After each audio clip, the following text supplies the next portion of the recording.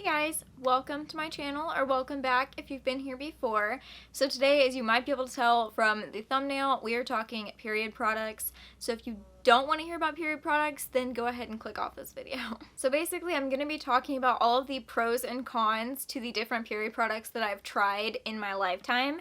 And I'm not an expert or anything, but I feel like this kind of video could be really helpful for someone. I know I definitely could have used this kind of video like years ago. So without further ado, I'm gonna jump into the pros and cons. So first, starting with pads. So I'm starting with pads because this is probably like one of the most common, I would say, especially for like a first period product. I think pads are pretty common, at least around where I live. This is probably what you started with, so that's where we're starting. I'm going to go ahead and start with the pros to pads. So one of the pros is that there's no learning curve to pads. You slap it on your underwear and then you're done. And if it has wings, you wrap the wings around your underwear. Other than that, no learning curve for this, so it's probably the easiest option out of all of them, which is nice. Another pro is that nothing goes inside your body with pads, so you don't have to stick anything up inside yourself if you're uncomfortable with that. Pads just are outside your body only. Same with period underwear. I've never tried period underwear, but nothing goes inside your body, so if that makes you uncomfortable, it might be a good option for you. This does not apply to everyone, but I would say a lot of girls and women do their nails, and they might spend a lot of time on their nails or a lot of money getting their nails done, and pads are very nail friendly. So that's also a pro to pads. They're nail friendly. Nothing's gonna happen to your nails by like taking your pad off or putting it on. Now for the cons. I have a long list of cons for pads. So the first one is they're uncomfortable. They may be comfortable at first, but they're basically like wearing a diaper. They're very similar to wearing a diaper, and you know that babies get uncomfortable in diapers and then they cry and then you change their diaper. The discomfort and the possibility of like rashes, just like babies, very common to get rashes sometimes, like for long usage of pads, especially if you have like a heavy flow. If you have ever worn a pad, you probably know about leaking during the night. Now, you can sometimes stop this if you sleep very still and you don't toss and turn while you're sleeping. You can put the pad closer to the front or closer to the back, depending on if you sleep on your front or your back. But for me, personally, I almost always experience leaking during the night because I move around a lot while I'm sleeping. So just moving it from one side to the other did not help almost at all. And I know they make some pads that are like huge in the back for sleeping, but like also, why would you want that? That's even more like a diaper. I know they make like washable pads now, so maybe that might be a better option than like the disposable ones, because that leads me to my next con. Pads are disposable. They are bad for the environment. You have all this trash, this plastic, which is kind of embarrassing if you're out in public. I know it shouldn't be, because like if you're a woman in the women's bathroom and you hear a pad, you know what that sound is. Like, why is it so embarrassing for us to change this in public? But like, the sound is not great. No one wants to deal with this packaging. You don't want to try and peel it open as quietly as you possibly can, and then everyone knows what's going on, which it shouldn't be embarrassing, but it still kind of is, at least for me personally. Another con to pads is that they only have like 4 to 8 hours of wear. I say 8 hours, even though I think it's supposed to be like 4 to 6. I say 8 hours because if you're at work or at school and you don't have time to change them, or you don't want to change them in public, then you have to wear it for about 8 hours. And if you have a heavy flow, that is going to get uncomfortable, especially uncomfortable for people with heavy flow. I personally have very light flow. I bleed like mildly for 2 days, and then the other 2 or 3 days is very, very light. So that made it uncomfortable for me for the opposite reason of my pad being like mostly dry, which created chafing and rashes, which is why I stopped wearing pads a couple years ago, because I got so tired of the healing process after my period got exhausting. Moving on from pads, that I personally think may be the worst option for a lot of people. Not for everyone. Some people still really like these, but we can do better. Next, we have tampons. So this is not something I've used a lot in my life. I have occasionally, but still not my favorite option. But we're going to start with the pros to tampons. I would say that tampons are the least messy of all the period products I'm going to share with you guys today. They're almost no mess at all. I mean, you use the applicator to put the tampon in your body, then you throw away the applicator. Disposable, not great for the environment, but you don't have to like touch that or anything. This part all stays clean while you're putting it in your body, and then when you take the tampon out, you pull the string, you take it out, you throw the tampon away. No mess. Literally no mess, because all of the blood soaks into the tampon and there's nothing to like clean up. It's completely mess free, which is very nice. You can wear these in water. You can also wear the next two options in water. The only one that I'm going to talk about today that you cannot wear in water are pads. So these are able to go in the water, which is nice. So if you want to go swimming or something, this is a nice option. That's how I started wearing them, is wanting to go swimming while I was on my period. That's how I started wearing tampons. They're also nail friendly, which is nice because you aren't sticking your hands in your body at all. When you insert these in your body, nail friendly, which for me is a big deal, and I'm sure for a lot of people that have spent a lot of time or money on their nails or have very long nails, the next option may not be the best for you if you have like long nails or spend a lot of time or money on your nails. Now we're going to talk about the cons to tampons. 4 hours to wear. These do not hold a lot, so you have to change them way more frequently if you have a like mild to heavy flow. And if you have a light flow, I think that these are bad, because a lot of ladies out there that have tried tampons, you probably know the feeling of pulling out a mostly dry tampon. It is a horrible feeling. No one wants to do that. So I don't recommend wearing tampons if you have a very light flow, because it's just not going to absorb enough for it to have like easy removal. It's going to be uncomfortable removal, and that's another reason why I don't wear tampons anymore either. And so for the same reason of not being good for light flow, tampons are non-preventative. Like, you cannot wear them if you, let's say you don't have a very like regular cycle and you don't really know when you're going to be on your period, but you think, well, maybe today, and you put one on. You can't just like put a tampon in just in case. I did that one time. I don't recommend it. So they're not really good for, you can wear a pad preventatively. You can, just put it on your underwear if you're afraid you might start your period. Same with the next two things. They're easy to insert just in case you're going to be on your period, and it's not going to be harmful to your body, which leads me to toxic shock syndrome. I know it's rare, but that's honestly something that hugely impacted me not wearing tampons throughout my life. A lot of girls I went to high school with wore them every day. Like, that was not every day, but every day on their period. And that was just their preferred method. And I could never do that. Honestly, I was too scared of getting toxic shock syndrome from super absorbent tampon. And especially with my light flow, like, I couldn't do it. It scared me. And honestly, it is scary because it does happen. It may be rare, but it does happen to people, and it can be bad. So I prefer not to do that. It seems a little risky to me when I could use other things that are less risky. The menstrual cup. So I had a friend in high school that really tried to convince everyone that they needed to switch to a menstrual cup.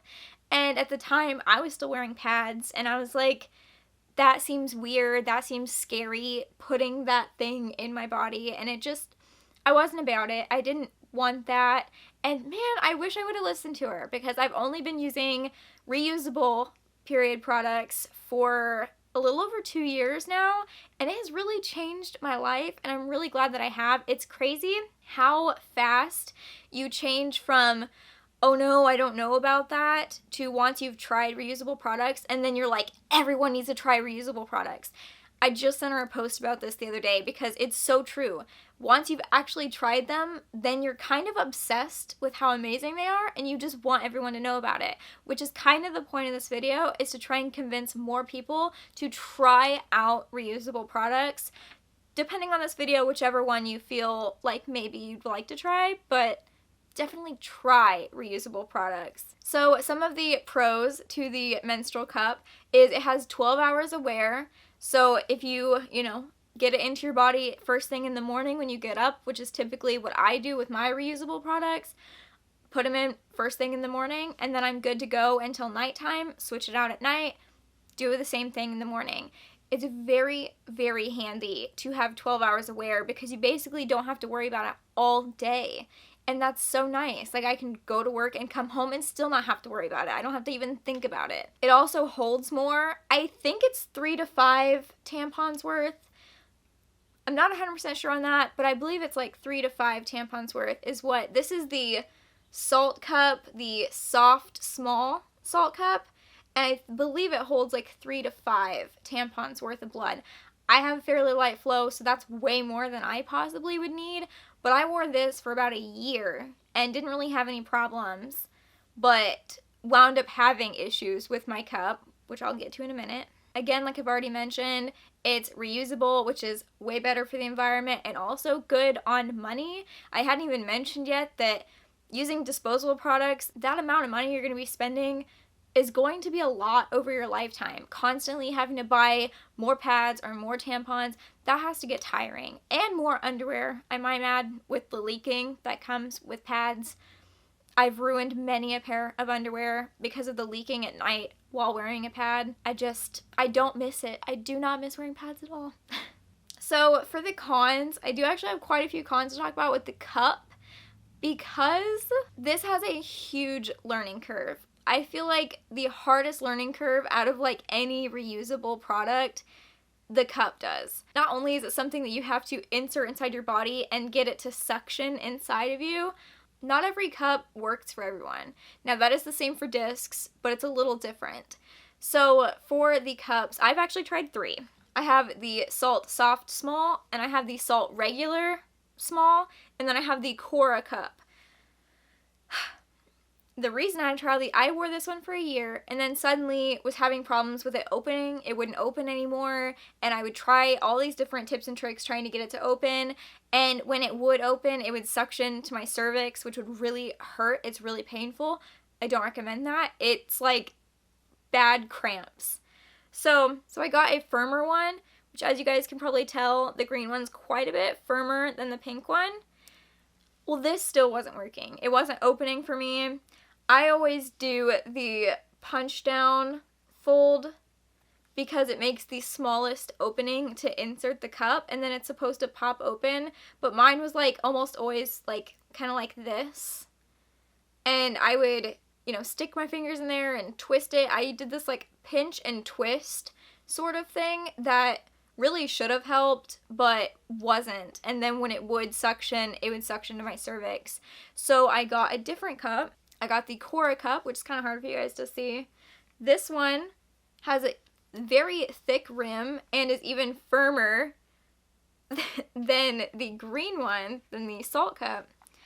And I thought this one would work really well. It worked for a while for me, but I had something happen that was just kind of a last straw for me as it came to cups. And that is that cups are not nail friendly. I know this is not the most important determining factor, but they are not nail friendly even in the slightest, because you do have so much where you have to, stick them up in your body. You have to feel around, usually like with one finger, you have to feel around to make sure that they popped open and are suctioned properly.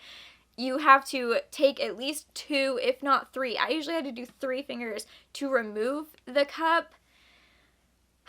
It's very invasive to me, and it became a lot. I felt like I was constantly struggling with the cups, and I had one time where my nail polish chipped off.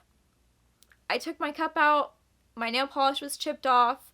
I didn't notice until after I'd already put my cup back in, and I had to deal with, the rest of the day at work. I had to deal with the fact that there was, chipped nail polish somewhere inside my body. And I know that there's probably nothing bad that was going to happen, but in my mind, I was like, something seriously bad could happen with just that tiny little nail chip. And I was really scared. But I was at work, and there's really nothing I could do, so I had to wait until I got home. Luckily, when I got home, I took my cup out, and the nail chip was right there on the rim of the cup. But that was, it. I was like, I cannot do cups anymore. I'm I'm risking too many things. I just was done. I didn't want to deal with them anymore. I was already struggling, constantly having leaking problems. So that is how I wound up with the menstrual disc. And I know you're probably thinking that thing is huge. They do have a smaller one, although I tried it and the smaller one does not seem to work for me. So I'm going to put that back down. This is the Luma disc, and this is the medium one. There is one larger than this, but this one seems like slightly too large for me, but the small one's way too small. So this is the Luma disc. This is what I currently use. This has been my favorite thing that I've used so far. So I have a lot of pros and not too many cons to this, just because this has been what works perfectly for me. So again, like the cup, it has 12 hours of wear, which is so nice because you just really don't have to worry about it all day long. And it is a bit of a different insertion process. You make it into this little 8 and then you insert it, and then it sits behind your pubic bone. So like, let's say here's my pubic bone, you like kind of pop it into place, like up behind your pubic bone, and that's how it stays in place, is it just sits in place, which is so nice. But it also has a stem on it, which I prefer. You can find ones without the stems, but this makes it the most like nail friendly, is if you have one with a stem, because then you can pull it out and it does not suction. That's how it stays in place, by sitting up behind your pubic bone. It does not suction, which is really nice because mine was suctioning to my cervix. So that makes this perfect for me. So if you are struggling with a cup, definitely try a disc, because this has worked really well for me. It's much less invasive, I feel like, than the cup, because you don't have to really feel around to make sure it's in the right spot. You basically just push one finger in to make sure it's up behind your pubic bone, and then I usually kind of feel around the bottom just a little bit to make sure, like I might go to like this end and like kind of push it up a little bit just to ensure that it's not like tucked up against my cervix and it's like underneath my cervix. So it's a very easy learning curve, and I feel like it's just way less invasive because you don't have to like stick your whole hand up there trying to figure out what's going on. This is just so much easier because it just sits in place and it kind of just pops into place and sits there very comfortably. I believe out of all the options I've showed you that the disc holds the most. Again, I'm not quite sure how much it holds. I'll put all this in the description. I'll link all these products down below for you guys. I will also link the Period Nirvana quiz. That's how I found the Cora cup, which wound up being the best cup for me. That's also how I found the Luma disc. So I will link the Period Nirvana quiz. If you guys don't know about Period Nirvana, you guys should check her out. I've learned way more about my body from her than I did from the public school system. So highly recommend her. And of course, the disc is reusable, as is the cup. Also safe for water. You can wear this while swimming. You won't have any problems. It's also supposed to be safe for sex. I don't think this is the exact one you would want for that because of like the stem and everything. I think this would be very awkward. I don't know. I've never tried it. But the discs are supposed to be able to be worn during sex, especially like the flex discs. I know that they have disposable ones, but they also came out with a reusable one. They kind of promote it a lot for being safe for sex, so you should be able to wear this for sex if you would like to. If that's something that you want to do, this is the only option out of all of these that you can wear while also having sex. So if that's important to you, check out the disc. So like I mentioned, it does have a learning curve, although I find that the learning curve was a lot easier than the cup. Like the cup takes quite a few cycles to learn how to get it accustomed to your body, which I think can be a real problem because let's say you get the wrong cup and it just isn't ever going to work for your body, you won't really know for a few cycles. So that's, let's say 2 to 3 months. You won't even know if that cup's wrong for you, and you might spend a lot more money, whereas I think that the disc is more, I don't know, it's not as unique to specific people. Like, it's just not so specific like the cup is. The disc is a lot more broad. I guess that's what I'm looking for. It can definitely fit a lot more broad spectrum of people with different, like, if you have a low cervix, then you would just get, like, this small one. That's what this is made for. This is for medium cervix. This is for low cervix. I'm just saying, like, it's a lot easier of a learning curve. As soon as I got this, I washed it and inserted it just to see, and it was incredibly easy to insert and remove. And it's also nail friendly because you just pull on this and you barely have to stick your nails or hands up inside your body, which is super nice. I have one sort of big con to this. It's something that I'm not really a fan of, but some people might. So that's auto dumping. The disc auto dumps when you poop. I don't love that. So since it sits like up in your body, when your like muscles and stuff contract, it kind of moves the cup. Some blood might come out, or if you're like currently bleeding, it will run out because it's moving. I don't love that. And I don't mind it for like if you were having a heavy flow or something. It wouldn't be too bad because, oh, look, you know, you got rid of some blood. Cool. But the residual leaking is what I don't like.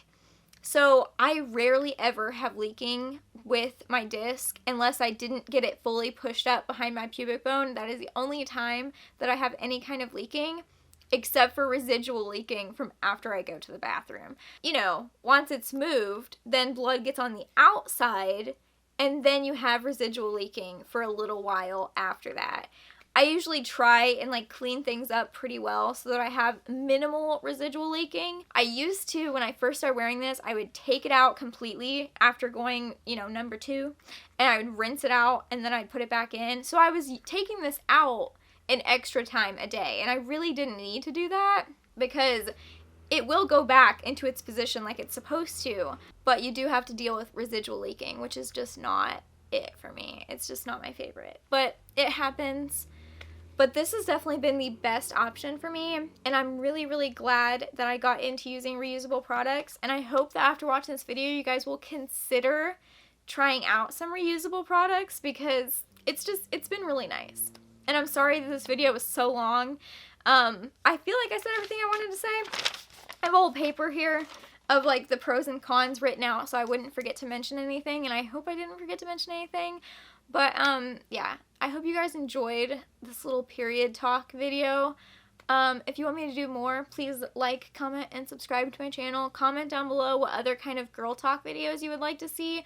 If you want me to go into more detail about any of these products or, you know, anything. But for now, I think that's all for me. I hope you guys enjoyed this video. I hope it was helpful if anyone was wondering anything about these products. These are obviously my personal opinions and opinions formed around my own personal experiences. But I feel like a lot of these things can be fairly relatable. I know a lot of people that like using cups and haven't even tried discs, but I feel like cups can be a little bit more invasive and just, I don't know. I just feel like discs worked better for me. I feel like they can work for a broader spectrum of people rather than you having to find the perfect cup. Because I feel like you can find a disc that will work, but then I feel like the cup, you're going to have to search for a while to find the perfect one. Although definitely try out the Period Nirvana quiz. I will link that down below. I think I already said that. But that's how I tried it. I found my Luma disc. That way I found my Cora cup. And if I had to go back to a cup, I would definitely go back to the Cora cup. But try the Period Nirvana quiz and, you know, definitely start there. It's a great start to finding the right cup or disc rather than just buying whatever someone tells you to buy, because not all these products work for everyone. Everyone's bodies are different, and you never know. I didn't know that at the beginning. I thought, wow, these cups must just work for everyone. I tried the salt cup, which seems pretty universal, but it didn't wind up working for me after like a year. I don't know, it just suddenly stopped working for me. So I really hope I covered everything, but this is going to be a long video, so I just need to stop talking now. Yeah. I try to post new videos every week, and I'll see you guys in the next video. Bye!